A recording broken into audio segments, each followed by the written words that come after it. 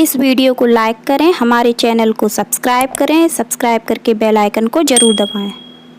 अहोई अष्टमी व्रत कथा। प्राचीन काल में एक साहूकार था जिसके 7 बेटे और 7 बहुएं थीं। इस साहूकार की एक बेटी भी थी जो दीपावली के अवसर पर ससुराल से मायके आई थी। दीपावली पर घर को लीपने के लिए 7 बहुएं मिट्टी लाने जंगल में गईं, तो ननद भी उनके साथ जंगल की ओर चल पड़ी। साहूकार की बेटी जहाँ से मिट्टी ले रही थी, उसी स्थान पर स्याहू अपने साथ बेटों के साथ रहती थी।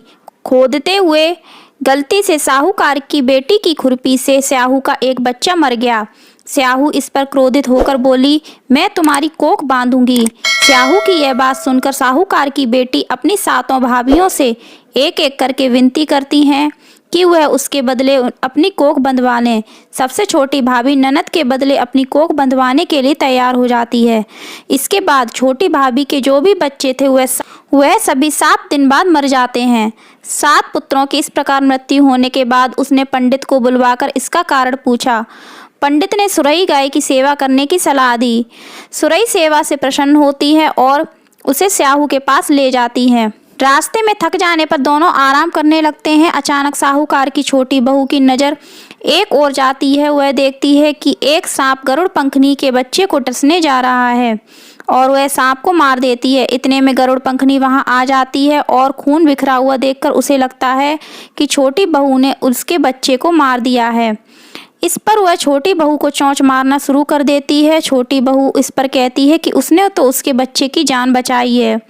गरुड़ पंखनी इस पर खुश होती है और सुरई सहित उन्हें स्याहू के पास पहुंचा देती है। स्याहू छोटी बहू की सेवा से प्रसन्न होकर उसे 7 पुत्र और 7 बहुएं होने का आशीर्वाद देती है। स्याहू के आशीर्वाद से छोटी बहू का घर पुत्र और पुत्र की वधुओं से हरा भरा हो जाता है।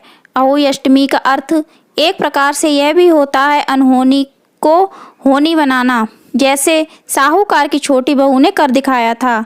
बोलिए अहोई माता की जय। यदि आपको कथा पसंद आई हो तो वीडियो को लाइक करिएगा और ज़्यादा से ज़्यादा शेयर कीजिएगा। हमारे चैनल को सब्सक्राइब करिएगा, बेल आइकन को भी प्रेस करिएगा और कमेंट में जय अहोई माता अवश्य लिखिएगा। धन्यवाद।